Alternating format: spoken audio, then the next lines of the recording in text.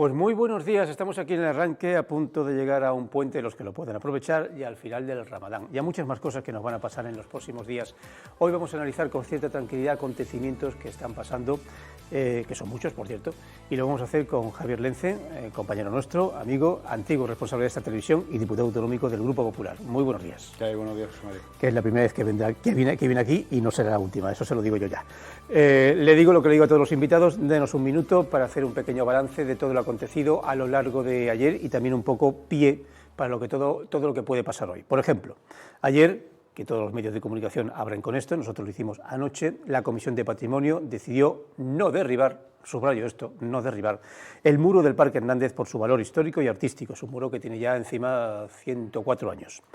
La consejera de Cultura, Elena Fernández Treviño, cree que no es el momento de eliminar semejante cerramiento y que así lo entiende también la mayoría de los melillenses, si no en una encuesta, sí al menos a nivel comunicativo y por supuesto a nivel de lo que las redes. De hecho, antes de que se decidiera esto, Vox, el partido político, se comprometía, antes de conocer la decisión de la Comisión de Patrimonio de no derribar el muro, que este muro del Parque Hernández, si finalmente se optara por derribarlo, se volvería a levantar en caso de que Vox llegara al poder. La formación cree que la polémica ha generado un nuevo divorcio entre los miembros del Gobierno, teniendo en cuenta que el Partido Socialista está en contra de la propuesta de Medio Ambiente, área que en su momento gestiona Coalición por Melilla. Dejamos este tema del muro, que insistimos no se va a derribar, y vamos a hablar, en cierto modo, también del programa El Arranque, el de ayer exactamente. Porque aquí en El Arranque, el director general de Salud Pública confirmaba un repunte de la incidencia acumulada por COVID, que sitúa a Melilla en el umbral del riesgo medio, signifique lo que signifique eso. Ayer en El Arranque anunciaba Juan Luis Cabanillas los 3 escenarios posibles que se barajan a medio y largo plazo a lo largo de este año y lo que hasta ahora se está debatiendo respecto a la 4ª dosis de la vacuna, que, atención, únicamente llegaría a las personas por el momento de más de 80 años, algo que el Ministerio de Sanidad también ha aplazado para próximas semanas. Todavía no habrá una 4ª vacuna para personas de más de 80 años. Hablamos también, pasamos a otro tema, que en cierto modo es el tema que nos lleva, lo tenemos encima de hace ya muchísimo tiempo y que volveremos a tener posiblemente a partir del mes de mayo, que es la apertura o reapertura de la frontera con Marruecos. En este aspecto, desde el punto de vista sanitario, la Dirección General de Salud Pública recuerda que desde el 2020 todo incremento de la movilidad ha llevado aparejado el aumento de casos de COVID. Confía, por tanto, en que Sanidad Exterior ponga en marcha los mecanismos necesarios para que la frontera sea segura en términos sanitarios, porque va a ser muy difícil evitar un cierto repunte del COVID en cuanto se abra la frontera. Y es que las fronteras de Melilla serán, o al menos en lo que a sus instalaciones se refieren, 100% europeas. Esa es la definición de la Delegación de Gobierno. La primera fase de reapertura parcial convivirá con las obras de mejora de los sistemas fronterizos para garantizar el control tanto de entrada como de salida. Sistemas denominados inteligentes, como los que se introducirán allá por el, atención, 2023, en todas las fronteras exteriores de Schengen. Y hablando en cierto modo de la frontera, indicar que el Tribunal Supremo ha anulado un acuerdo del Consejo de Gobierno de mayo del 2019, según el cual había que exigirle visado a los menores de Nador que quisieran empadronarse en Melilla. Pues bien, la Sala de lo Contencioso Administrativo considera que ese acuerdo carece de cobertura legal y discrimina a estos menores, tanto respecto al trato que reciben como a los españoles, como al que se dispensa a extranjeros de cualquier otra procedencia, con lo cual el visado ya no va a ser en principio necesario. Atención, esto obviamente tiene una clara consecuencia, o podría tenerla, que es la entrada mayoritaria y numerosa de los famosos menas marroquíes. Temas un poco de un sentido algo más práctico, dedicados en cierto modo a muchos de ustedes, y es que el Gobierno de la ciudad va a publicar en unos días en el Boletín Oficial de Melilla la convocatoria de ayudas para el pago del alquiler correspondientes al segundo semestre del 21 y al primero del 2022. Se reserva una partida de 900.000 euros, con la cual se espera llegar a unas 1.000 familias melillenses. Hablamos de pagos de alquiler. Y también el verano es la fecha que se marca, según nos ha comentado el consejero de Infraestructuras, para que pueda salir a licitación el proyecto de rehabilitación de la actual residencia de estudiantes, veterano edificio que necesita de un arreglo, valorado la rehabilitación en 3 millones de euros. Rachid Bouchian asegura que la ciudad autónoma cuenta ya con ese dinero muy necesario para unas mejoras muy necesarias de un edificio que la verdad es que está siempre muy usado y ha sido una de las quizás iniciativas administrativas locales más importantes de los últimos decenios. Indicar que delegados sindicales y trabajadores de la residencia de mayores, porque hablamos de la residencia de mayores, se concentraban ayer a las puertas del centro para reclamar mejoras en sus condiciones laborales. También reivindicaban la contratación de más personal, porque en estos momentos se hace cuanto menos complicada dar a los usuarios el servicio que merecen. Realmente la residencia para mayores tiene un serio, muy serio problema administrativo laboral desde hace tiempo, que en cierto modo ha estallado ya. Pasamos a la gestión local, de la ciudad autónoma me refiero, y es que Francisca García Maeso confirmaba ayer que son 48 los perros en cuarentena, que no fallecidos, en cuarentena ante la posibilidad de que puedan tener rabia. También ha confirmado a Televisión Mirilla que la empresa Traxatec ha recogido en los últimos meses hasta 76 animales por las calles, lo cual queda demostrado en que bueno, pues se ven mucho menos perros. Pero el Partido Popular reprochaba a Francisca García Maeso que haya vuelto a menospreciar los veterinarios de la ciudad. Paz Velázquez, por ejemplo, también le echaba en cara que no haya tenido en cuenta su opinión a la hora de modificar el reglamento de sanidad animal, que cree que los cambios que se han introducido son muy poco ambiciosos y que tendría que haber hecho alusión a cuestiones, por ejemplo, como la lucha antirrábica. Y finalizamos con turismo, y es que después del mal tiempo que tuvimos, por el cual no llegaron algunos cruceros, pues ayer por fin, unos 100 pasajeros llegaron este jueves a bordo del MSC Joy Cruises, un crucero relativamente modesto, para unas 400 personas, aquí a veces atracan cruceros para casi más de 2.000. El buque entraba en el puerto de la ciudad poco después de las 11 de la mañana, es el primero de los cruceros que esta temporada tenía previsto hacer escala en Melilla, tenía que haber sido el segundo, pero el tiempo impidió el primero, y entre el pasaje pues había viajeros de 5 nacionalidades distintas que tuvieron ocasión de pasear por la ciudad hasta las 6-7 de la tarde, que es cuando el barco salió del puerto. El Patronato de Turismo ha puesto autobuses a disposición de los cruceristas que también han recibido asistencia en los puestos informativos habilitados por la autoridad portuaria. Bueno, dejamos ya este amplio resumen de todo lo que ocurrió ayer, más hablaremos hoy, y sobre todo nuestros compañeros de los servicios informativos, y vamos a hablar de varias actualidades con el diputado Javier Lence. En principio, un poco del propio Partido Popular. Me refiero al hecho de que han pasado ustedes unos meses difíciles, duros, más bien unas semanas, que luego dieron paso a un congreso que ha marcado una especie de nuevo color, nueva forma, nuevos objetivos. ¿Hay un nuevo Partido Popular?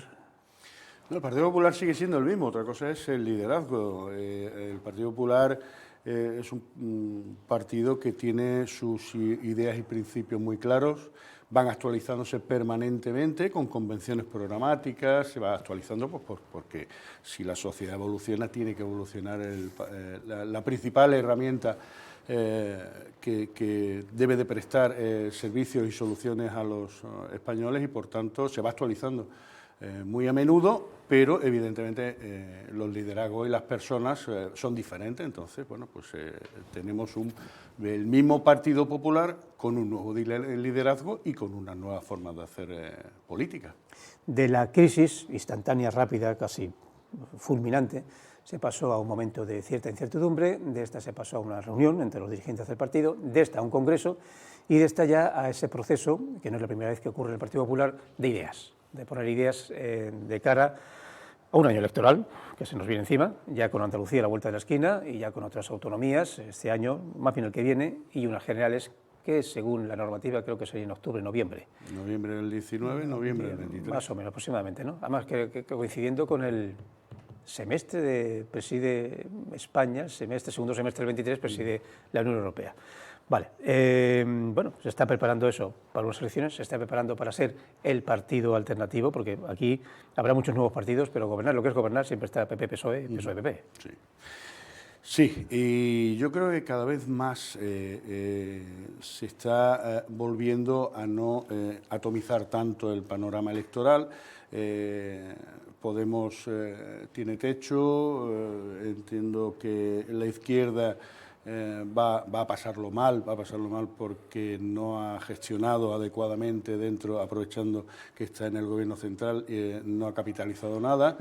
Y por tanto va a seguir una división importante y bueno, lo que hace falta es que el Partido Popular, digamos a la derecha del PSOE, todo ese espectro, pues consiga abrir lo suficiente para volver a reilusionar a todos los que en su momento estuvieron en el Partido Popular y nos votaron con mayorías en varias ocasiones y que debemos de reconectar con ese electorado. Sí es cierto que los nuevos partidos se han entrediluido y llegado a techo, como ha comentado. Ciudadanos ha desaparecido, lamento decirlo directamente, yo creo que las pocas elecciones, por ejemplo, en Andalucía ahora, pues se va a notar más su bajada, sino incluso desaparición. Podemos ha llegado a un techo, más o menos alto, más o menos bajo, eso ya lo decidirán los electores. El tercero en discordia, por llamarlo de alguna manera, llegó más tarde también, con lo cual todavía no apenas ha tocado poder, porque el poder quema, y es Vox. Vox, esa especie de derecha de la derecha, como dicen algunos, está ahí, empieza a tener ciertos acuerdos, al menos indirectos, otros ya oficiales en alguna autonomía. Parten ustedes de la base de que es posible que tengan que gobernar en diversas ciudades, autonomías o del Estado con Vox, porque, insisto, Vox parte de una ventaja que es inevitable, que es el no haber tenido todavía un poder directo, porque el poder es complicado, el poder erosionar un partido incluso si todo va bien, no le cuento si las cosas se complican. Con lo cual, todavía parte de esa base, es lo nuevo. Entonces, es posible que tengan ustedes que negociar de aquí al futuro. Bueno, eso en cada sitio, en cada momento se irá viendo cuáles son los resultados y cuáles son los pactos posibles. No pactos electorales, sino pactos de gobierno una vez se celebraran las elecciones, como ha pasado, por ejemplo, en Castilla y León. Bueno, aquí estamos hablando de que el Partido Popular tiene que aspirar y tiene que ir a por ello, a por la mayoría natural del centro-derecha. Y tiene que hacer todo lo necesario para que todo el que esté ubicado a la derecha del Partido Socialista vea al Partido Popular como la casa común donde se refleja lo que son sus aspiraciones y que seamos la solución a sus problemas, ¿no?, de la forma que entiende ese electorado. Y ese es el reto que tenemos que conseguir. A mí me parece muy legítimas las aspiraciones de Vox y de otras formaciones, incluso la de Ciudadanos, pero todo el mundo debe entender que el Partido Popular lo que tiene que aspirar es a ensanchar, ya lo ha dicho en varias ocasiones el propio presidente Feijóo, ensanchar su espectro para poder conseguir reilusionar los que en su momento estuvieron y votaron al Partido Popular por la razón que entendieron. No dejaron de votar al Partido Popular y fueron a otras opciones, y tenemos que volver a conseguir que seamos el referente de nuevo de esas personas. De los que ya tenemos, fidelizarlo y que se sientan cómodos con el Partido Popular, y que los que lo que estuvieron y dejaron de estar vuelvan a casa. Vamos a hablar ahora de algo quizás menos estratégico, más diario, más popular en el sentido de que más lo entendemos los ciudadanos, para bien o para mal, estando de acuerdo o no de ciertas iniciativas. Me refiero a que hoy, en el arranque, que en general intentamos que sea un programa de comunicación y de noticias actuales, pues somos testigos de que ayer en la Comisión de Cultura se echó atrás el famoso derribo del muro. Derribo o no, porque tampoco os quedó muy claro si era un derribo total o un medio derribo, porque luego el consejero comentaba que quería como reducirlo en la altura. O sea, luego había muchas ideas un poco abstractas sobre qué se quería hacer o qué no se quería hacer, porque en su momento la infografía que nos enseñaron era de un Parque Hernández donde en realidad se tiraba la mitad del muro, más bien al cercano a la Plaza de España, mientras que el otro no se tiraba, pero las puertas, los arcos de las puertas se mantenían. Luego nos indicaron que el muro en realidad lo que era rebajarlo, porque no era tan fácil tirarlo, y luego, bueno, se queda como está, al fin y al cabo, bueno o malo, estético no, tiene 122 años encima, que eso siempre es un plus. ¿Cómo ha visto el Partido Popular esta situación tan un poco rocambolesca, la verdad? Vamos a ver, esto es la síntesis de una crónica de una legislatura. Es decir, este es uno más de los ejemplos que nos ha dado este gobierno bastante torpe y en muchos casos dañino en algunos aspectos, pero en este caso concretamente empezaron la casa por el tejado. Y empezaron con casi a punto de adjudicar un concurso del derribo del muro del Parque Hernández. Se le advirtió por parte de mi compañero Manuel Ángel Quevedo que eso tenía que pasar por Patrimonio, la Comisión de Patrimonio, donde hay técnicos que deben de opinar al respecto, si eso no... Y claro, como se empieza al revés, termina mal. Esto lo primero que se tiene que haber hecho, antes de plantear si derribo sí o no, es si es derribable. Y por tanto hay que ir primero a la Comisión de Patrimonio y decir, oye, sí, es derribable. Bueno, y ahora veremos, y os pedimos opinión, como se ha hecho una encuesta bastante mala, si derribamos o no, a ver qué opina la gente. Bueno, pues podría haber sido una buena alternativa. En cualquier caso, lo primero que se tiene que preguntar ahora, ¿se puede o no se puede hacer? Y una vez te dicen que sí, o te dicen que no, si te dicen que no, se ha acabado. Si te dicen que sí, pasa al siguiente paso. Bien, respecto a la encuesta, si tú en una encuesta como esta preguntas si quieres quitar las barreras arquitectónicas o las barreras que tiene el Parque Hernández, pues lógicamente todo el mundo dice que sí. ¿Cómo va a decir que no?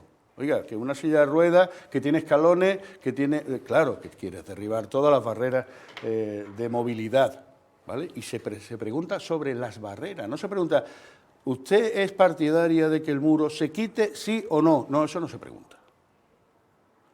Entonces, claro, estás haciendo una encuesta errónea, mala, no sé si a conciencia, para que te dé un resultado que no es exactamente lo que tú quieres hacer o por lo que tú quieres preguntar. Entonces, creo que hay un poco de timo o engaño con esa pregunta, porque si a mí me preguntan si quiero derribar todas las barreras arquitectónicas para la movilidad, evidentemente todos decimos que sí. Pero ahora, si me preguntas si quiere echar abajo el muro o reducirlo, pues a lo mejor tenemos otro planteamiento. Entonces creo que ahí ha habido un poco de trampa, se han hecho trampas al solitario ellos mismos, porque lo ha encargado el gobierno, parte del gobierno, para, bueno, pues para una decisión que ya tenían adoptada, refrendarla con una supuesta encuesta, ¿no? Mal hecha. Entonces creo que es un error.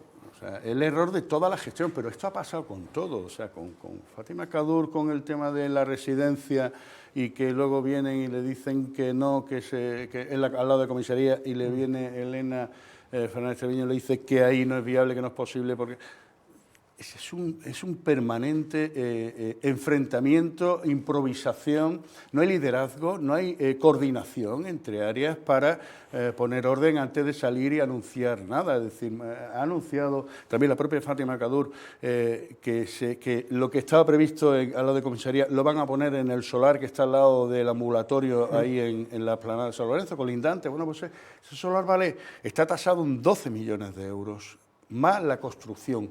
Entonces estamos hablando de una inversión de no sé cuántos decenas de millones que hay que plantearse si eso tiene que estar ahí o tiene que estar en otro sitio, vender ese terreno, que es caro, porque está en el sitio en el que está, y con ese dinero recaudado hacerlo en otro sitio. Es decir, aquí se improvisa, dame un solar, ¿cómo dame un solar? ¿Dónde hay solares? Y una vez te planteas dónde hay solares, ¿cuál es la mejor opción? Si al final el proyecto se quiere llevar adelante. No sé, como esto es, insisto, es la crónica de una legislatura, de un gobierno de coalición que ni ha sido coalición de gobierno ni ha habido equipo de gobierno conjunto, ha ido cada uno a su aire y cada uno improvisando y uno enmendándose al otro, no sé. Antes de hablar de lo que podríamos llamar la noticia del mes que viene, que sería la posible apertura de la frontera, sí me gustaría hacer un pequeño comentario, una pequeña cuestión sobre el propio Partido Popular. Es momento de congresos, ha pasado el nacional, luego un poco uno de reunión de ideas, va a venir el de Madrid, el esperado de Madrid, que fue en su momento tan polémico, y hay ya elecciones en Andalucía. ¿Cuándo tocaría el de Melilla? Bueno, no está anunciado públicamente, pero por lógica en la convocatoria de las elecciones andaluzas han modificado el calendario previsto. El acuerdo que había de la Junta Directiva Nacional anterior, y por tanto no se ha modificado, pero ahora hay otros elementos de por medio, decían que antes de final de junio estuvieran todos los congresos que faltan, fundamentalmente los uniprovinciales, o los regionales uniprovinciales, y todavía falta Extremadura. Entonces, la primera decisión que ha habido por parte de la actual Dirección Nacional ha sido Comunidad de Madrid y, lógicamente, por obvias razones, el Congreso Extraordinario de Galicia, porque Feijóo deja de ser presidente y tiene que haber un relevo y no puede haber una improvisación, tiene que hacerse adecuadamente. Estos son los dos congresos que están convocados. Pendientes quedan Cantabria, Asturias, La Rioja, Murcia, Ceuta, Melilla, Madrid, que ya está convocada, de las no uniprovinciales queda Extremadura. Es decir, todavía quedan muchos congresos por realizar, pero claro, el Partido Popular, cuando se convoca unas elecciones tan importantes como las autonómicas de Andalucía, separa el partido, por decirlo de alguna manera, y se pone en clave electoral y de apoyo, pues, de toda España a los compañeros del Partido Popular de Andalucía para hacer una campaña y ayudar en lo que haya que ayudar. Por tanto, ese calendario vuelve a retrasarse, como pasó también incluso con la elección de Castilla y León, vuelve a retrasarse, y lo previsible es que los congresos que quedan por realizarse sean para ya septiembre-octubre, es decir, porque no se va a celebrar un congreso en agosto. Entonces me imagino que en septiembre se convocará y serán en octubre o noviembre. De hecho, me vi una concatenación... Digo por lógica, no porque esté Me vi una anunciado. concatenación de congresos a lo largo de otoño-invierno, casi de cara a la galería de las elecciones locales autonómicas del año que viene, que se desarrollarán en muchas partes de España. Sí, no, ya nos ha pasado. En el año 99 hubo un congreso regional en septiembre del 99 y las generales fueron en marzo del 2000, es decir, que ya no ha ocurrido, es que se han celebrado congresos y ha habido procesos electorales a corto plazo. Bueno, vamos a hablar de la frontera, de esa frontera que hemos sabido, de forma sincera, pero quizás un poco para mal, que no va a ser inteligente, va a ser un poco tonta al principio, por decirlo de forma un poco popular, que la supuesta inteligencia de la frontera no llegará hasta final de este año, con mucha suerte, o entrado el 2023, pero que antes de eso la frontera se va a abrir. No hay una fecha determinada, la gente se está ilusionando mucho por falsas informaciones de entre el 1 y el 3 de mayo, todo puede ser, pero está claro que las reuniones, buenas o malas, se están desarrollando ahora mismo. Y se están desarrollando para quién entra primero, procesos, partes, inmigración, aduana comercial sí, aduana comercial no, en fin, ¿qué le voy a contar? Un montón de cosas, sanidad. Se lo comento en un aspecto casi un poco más bien subjetivo, más que objetivo. ¿Ve usted un ambiente por el cual hay cierta satisfacción ante la normalidad de dos países que son vecinos, pero como un cierto temor? Hay sectores del mundo de la empresa que esperan un mejor desarrollo, hostelería, descenso de precios, frutas, áridos, pero también hay cierto miedo de que vuelva una posible inseguridad, y voy a decir el término, invasión de inmigrantes o menores que quieran irse a la península, y el tema sanitario, que esa es otra. Claro, cuando queremos hacer una frontera inteligente, pero luego no estamos en manos de gestores inteligentes, pues suele pasar estas cosas. Decía, ha habido 2 años de pandemia en el que perfectamente se podían haber hecho los concursos, porque no había ninguna dificultad para ellos, para sacar todo el tema de la fibra óptica, que todavía le queda un poco por hacer, todo el tema de software y de reconocimiento facial, etcétera, todo lo que está ahora que van a marcha forzada, durante los 2 años de pandemia podían haber hecho todo el trámite. No se ha hecho nada, la pandemia paralizó mucha actividad, pero paralizó la administración. Y no entiendo por qué, pues porque un pliego de condiciones técnicos o administrativos para sacar a concurso todo este tipo de infraestructura se podía haber hecho. Segundo, hay otro tema y es dotar de medios humanos lo más especializado posible en temas de frontera y frontera internacional. No olvidemos que esto no es cualquier frontera, es una frontera internacional de la Unión Europea con terceros países, por muy socio privilegiado que sea Marruecos, y por tanto creo que, y ya ha habido una plataforma que se ha creado precisamente para eso, a la cual tiene que darle oída la delegada, para que todas las necesidades y mejoras que tiene que haber ante la inminente apertura de la frontera deban ser recogidas y atendidas. Me consta, y esta mañana me han comentado, que vienen 40 policías nacionales la próxima semana, pero eso es un refuerzo puntual. Aquí hace falta ya una estructura específica y que un policía nacional, cuando faltan fronteras, lo cogen o de seguridad ciudadana o de la oficina y lo mueven, es decir, debe de especializarse más esto no es una comisaría normal, no es la comisaría de Ciudad Real, esta es una comisaría con una frontera con terceros países y una frontera de la Unión Europea, insisto. Entonces, no se debe de improvisar de esta manera, creo que se debe de abrir adecuadamente, creo que hemos perdido mucho tiempo en poner los medios técnicos necesarios y en tomar las decisiones para que los medios humanos se consoliden, puedan venir aquí y estén aquí y que sepan cómo funciona una frontera de este tipo, porque cuando vienen los grupos especializados para la frontera, tardan en aprender cómo funciona esto, qué movilidad tiene, cuáles son los requisitos, todas estas cosas no se pueden improvisar. Y estamos en medio de la improvisación cuando hemos tenido el tiempo suficiente para planificarlo adecuadamente. Insisto, ha habido una gestión deficitaria y esta va a ser, desgraciadamente, la consecuencia de que esperemos que, aunque, como decía la delegada del Gobierno, e incluso su asesor en una rueda de prensa, aunque no esté terminada la infraestructura, se puede abrir de determinada forma. Bueno, pues puede ser, pero ¿qué necesidad tenemos de haber llegado a estas circunstancias? En cualquier caso, que se pongan los medios humanos necesarios para esto y que tengamos una frontera segura, ágil y que no nos traiga problemas, sino soluciones. No obstante, el Partido Popular entiendo que siempre ve o verá positiva la apertura de una frontera o una frontera abierta dentro de un orden. Lo digo porque en esa mesa, en ese lugar, sentado a miembros de Vox, y de forma oficiosa, no oficial, pero de forma oficiosa, es el primer partido, la primera fuerza política que he visto yo en lustros, en la cual podría llegar a promover en su campaña política la no apertura de la frontera. O sea, en ese caso sería el cierre. Algo así como...